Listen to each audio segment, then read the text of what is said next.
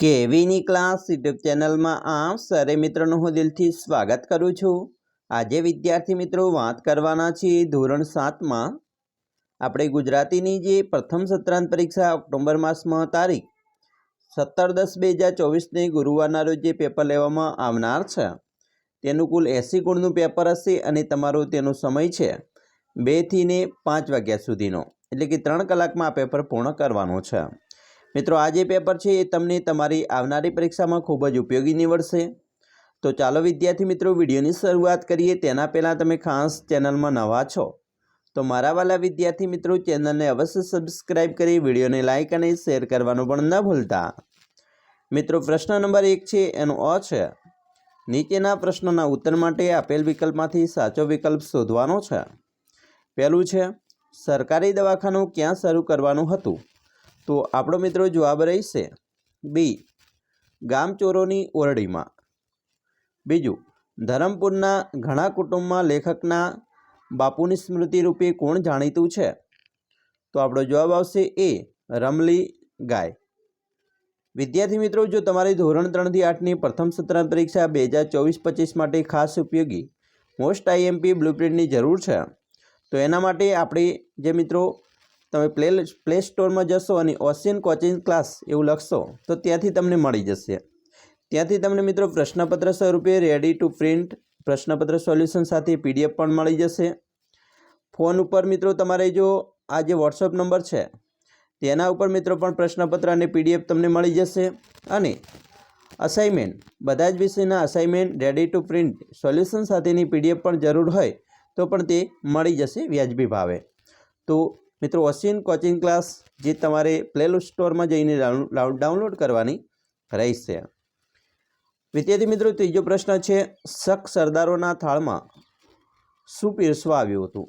તો આપણો જવાબ આવશે ડી, રત્નો અને સુવર્ણ રજતના ટુકડા। 4, પરીક્ષિત રાજાને કરડ્યો હતો તે સાપનું નામ શું હતું?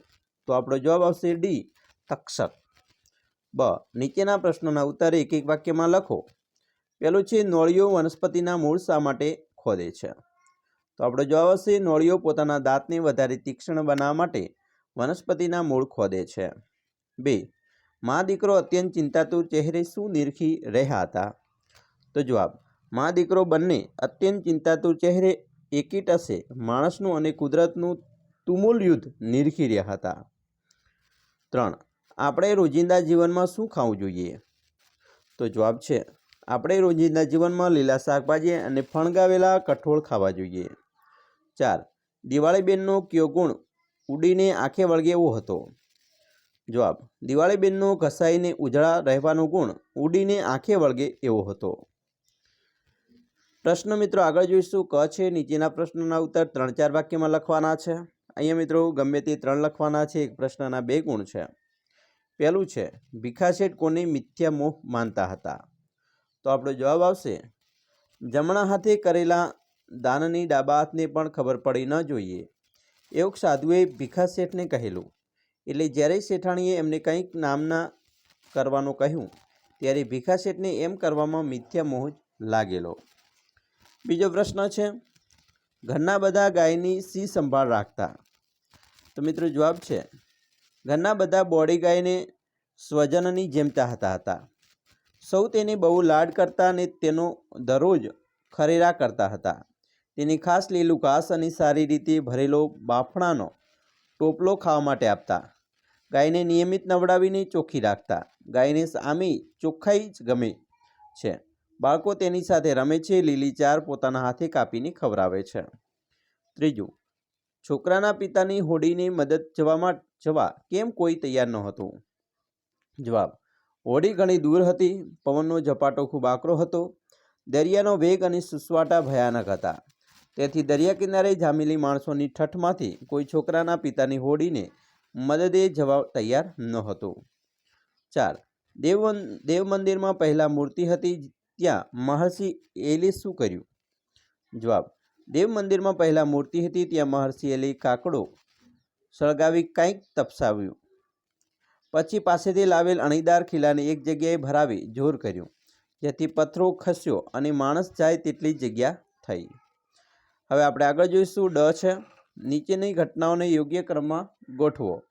તો મિત્રો અહીંયા યોગ્ય ક્રમમાં ગોઠવીએ તો સૌપ્રથમ પહેલો નંબર આવશે મારી ગંગાપુરમાં ડૉક્ટર તરીકે નિમણૂક થઈ. બીજું આવશે મેં ગામમાં મારું મન મનાવી લીધું. ત્રીજું ભીખા શેઠની મદદથી મારું દવાખાનું ચાલુ થયું. અને ચોથું શેઠનું વર્તન અને અકળ લાગ્યા કરતું. પ્રશ્ન 2 છે એનો આ છે નીચેના પ્રશ્નોના ઉત્તર માટે આપેલ વિકલ્પમાંથી સાચો વિકલ્પ શોધો. તો અહીંયા મિત્રો જોઈએ પહેલું છે પૂર્ણ અહિંસા આયનારા તપસ્વીએ રક્ષણ આપ્યું. તો કોને રક્ષણ આપ્યું? તો પ્રાણી માત્રને. બીજું આપણે શું ભૂલી જઈને એક થઈને ચાલવું જોઈએ? તો ભેદ ભૂલી જઈને. 3 દાંતણ દેશું દાડમી ઘરે આવો ને પંક્તિનો અર્થ થાય. તો દાંતણ કરવા દાડમની કુમળી ડાળી આપીશું. એના પછી મિત્રો આગળ જોઈશું બ છે નીચેના પ્રશ્નોના ઉત્તર એક એક વાક્યમાં લખો. જેની અંદર મિત્રો જોઈશું પહેલું છે સંન્યાસીનો ધર્મ ઉજાડ્યો એ શબ્દો કોના માટે વપરાય છે? તો સંન્યાસીનો ધર્મ ઉજાડ્યો એ શબ્દો ભગવાન બુદ્ધ માટે વપરાયા છે. બીજું રસ્તામાં કેવા કેવા સંકટ આવી શકે? તો રસ્તામાં કાંટા કાંકરા ધૂમધખતી રેતી અને ખાડાની ધારે ચાલવા જેવા સંકટો આવી શકે. ત્રીજું વાલમના આવવા પહેલાં શી તૈયારીઓ થઈ? તો વાલમના ઘરે આવતા પહેલાં શેરી સ્વચ્છ કરવામાં આવી, આંગણામાં ફૂલ પાથરવામાં આવ્યા. આગળ જોઈશું હવે ક છે નીચેના પ્રશ્નોના ઉત્તર 2-3 વાક્યમાં લખવાના છે.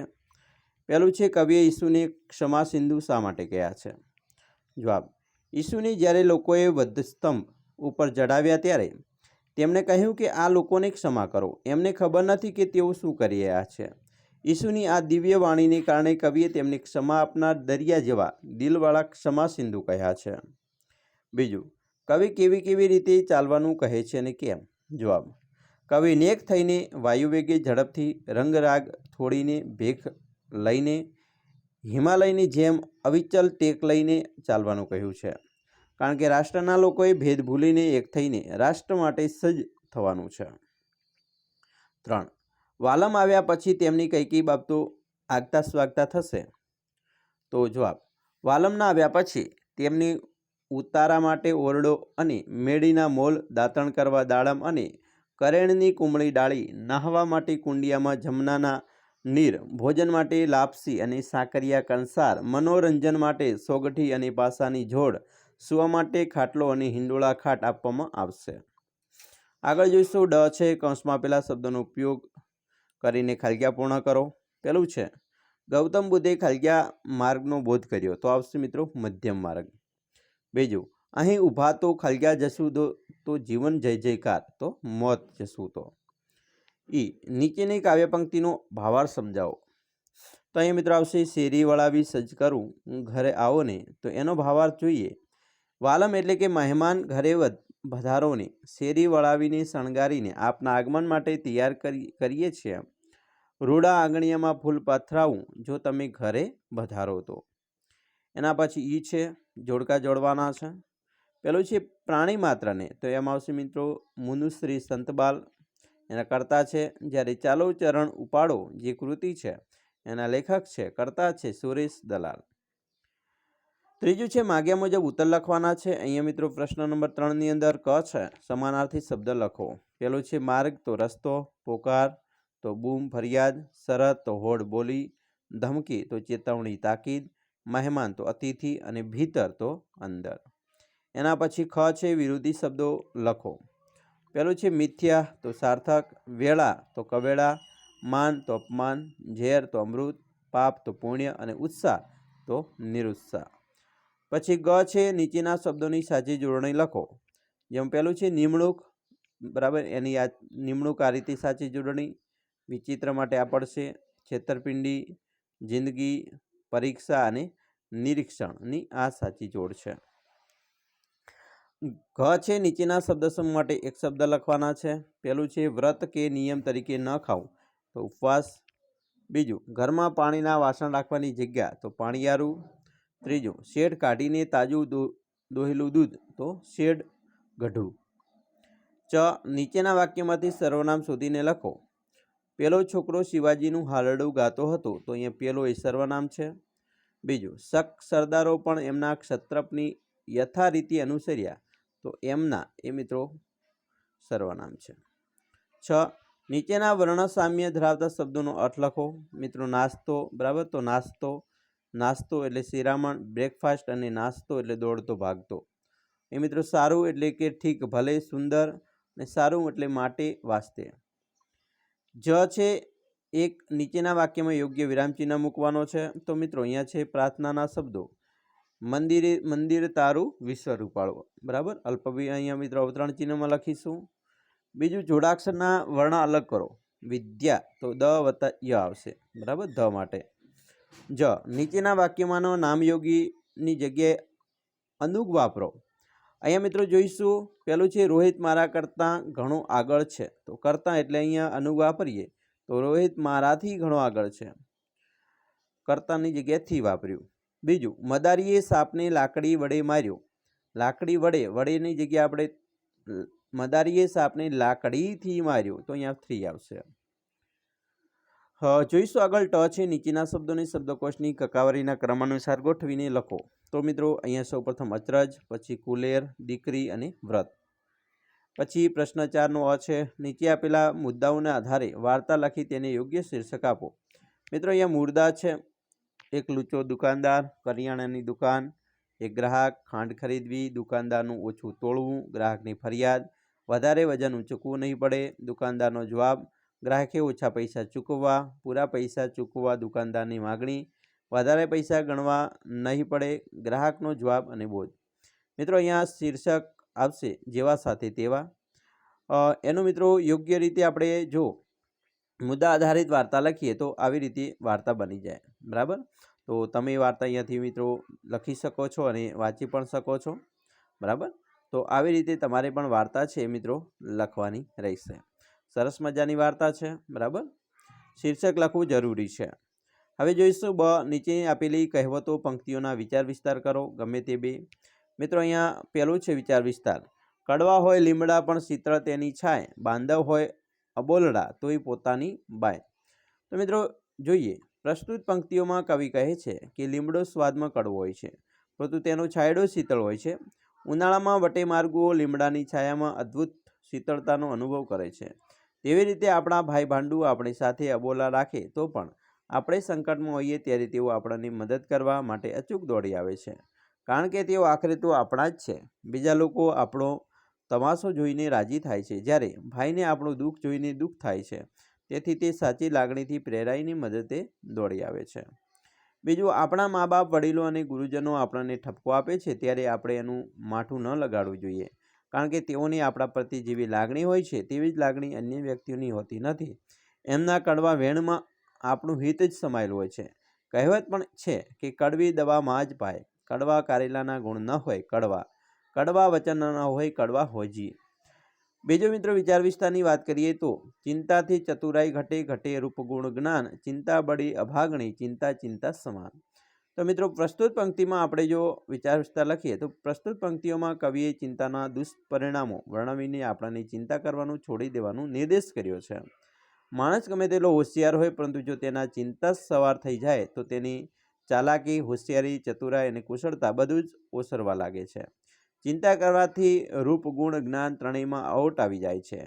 ચિંતા ઘણી અભાગણી છે, ચિંતા સમાન છે. અરે, ચિંતા કરતાં પણ કદાચ ચિંતા વધારે ખતરનાક છે, કારણ કે ચિત્તા તો મરેલાને બાળે છે, જ્યારે ચિંતા તો જીવતા માણસને બાળી મૂકે છે. ચિંતા કરવાથી આપણું દુઃખ દૂર થતું નથી, બલકે વધે છે. માટે આપણે નાહકની ચિંતાઓ કરવાનું છોડી અને સ્વસ્થ જીવન જીવીએ. એના પછી ત્રીજું છે, મોટા નરના તણી આપોઆપ કળાય, હાથીને ભલી ઘંટડી, ઢોલ કદી ન થાય. તો મિત્રો એનો પણ આપણે આ રીતે વિચાર વિસ્તાર કરી શકીએ છીએ. કોઈ પણ તમારે 2 જ કરવાના છે, અહીંયા તમને 3 આપેલા હશે, બરાબર. તો એનો પણ વિચાર વિસ્તાર તમે આ રીતે કરી શકો છો. આગળ જોઈશું પ્રશ્ન નંબર 5 છે. એનો નીચે આપેલા રૂઢિપ્રયોગનો અર્થ આપો. નીચે આપેલા રૂઢિપ્રયોગનો અર્થ આપી વાક્યમાં પ્રયોગ કરો. તો અહીંયા મિત્રો પહેલું છે, અડધા થઈ જવું એટલે કે ઉમળકાથી ગાંડાતૂર થઈ જવું. 6 વર્ષે દીકરો ભણી ગણીને ઘેર આવતા મા બાપ અડધા થઈ ગયા. બીજું, પેટીયું નીકળવું એટલે કે ગુજરાન મેળવવું. મોંઘવારીને લીધે આજે ગરીબોનું પેટીયું નીકળવું ખૂબ મુશ્કેલ થઈ ગયું છે. ત્રીજો, પગ મેલવા ન દેવો એટલે કે દાખલ થવા ન દેવો. રામભાઈએ એમને દગો કરનાર સાથીને પોતાના ખેતરમાં પગ મેલવા ન દીધો. ચોથું, મોં પર વાદળી પથરાવી એટલે કે શરમાવું પડે એવી સ્થિતિ થવી. તો કે મધરાતે આવેલા ચોરોને એક સાથે સામે ચાલીની વસ્તુઓ આપવા માંડી, તેથી બધા ચોરોના મોં પર વાદળી પથરાઈ ગઈ.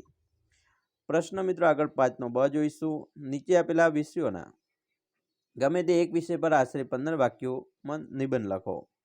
મિત્રો અહીંયા દિવાળી, પ્રાર્થનાનું મહત્વ, મારું પ્રિય વૃક્ષ લીમડો, તેમાંથી કોઈ પણ એક લખી શકો છો. આપણે મિત્રો દરેકનું નિબંધ જોઈએ તો એક પહેલું છે દિવાળી, બરાબર. તો અહીંયા દિવાળી આવી, નવા વર્ષની વધાઈ લાવી. તો એના માટે મિત્રો નિબંધ આપણે લખી શકીએ, બરાબર, કે દિવાળી એટલે સાફ સફાઈ, આનંદ ઉલ્લાસ, ફટાકડા અને પ્રકાશનો તહેવાર.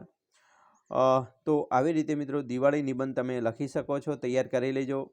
મારો પ્રિય તહેવાર તમને પૂછાય તો પણ દિવાળી વિશે આ નિબંધ તમે તૈયાર કરેલો હશે તો તમને ખૂબ જ ઉપયોગી નીવડશે.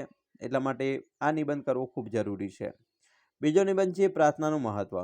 મિત્રો પ્રાર્થનાનું મહત્વ આપણા શરીર માટે ખૂબ જ હોય છે. શરીરને તંદુરસ્ત રાખવા માટે સારા ખોરાકની અને વ્યાયામની જરૂર પડે છે. તે પ્રમાણે મનને તંદુરસ્ત રાખવા માટે સવાર સાંજ પ્રાર્થના કરવાની જરૂર હોય છે. તો પ્રાર્થના આત્માનો ખોરાક છે. એના આધારિત સરસ મજાનો નિબંધ મિત્રો આપણે લખી શકીએ છીએ. આ નિબંધ સરસ મજાનો છે, તમે જોઈ શકો છો અને એકવાર તૈયાર પણ કરી શકો છો અને અહીંથી લખી પણ શકો છો. અને છેલ્લું છે મારું પ્રિય વૃક્ષ લીમડો, બરાબર. તો આપણી આસપાસ ઘણા વૃક્ષો જોવા મળે છે, તે બધામાં લીમડો મારું પ્રિય વૃક્ષ છે. એના આધારે સરસ મજાનો નિબંધ મિત્રો તમે અહીંથી લખી શકો છો. આ નિબંધ તમને ખૂબ જ ઉપયોગી નીવડશે. તો તમારી પરીક્ષા માટે તમને બેસ્ટ ઓફ લક વિદ્યાર્થી મિત્રો. આશા રાખીએ છીએ તમને આપણા વિડીયો ખૂબ જ ઉપયોગી નીવડશે. અને ખાસ વિડીયો ગમ્યો હોય તો મિત્રો લાઇક, શેર અને સબસ્ક્રાઈબ કરવાનું પણ ન ભૂલતા.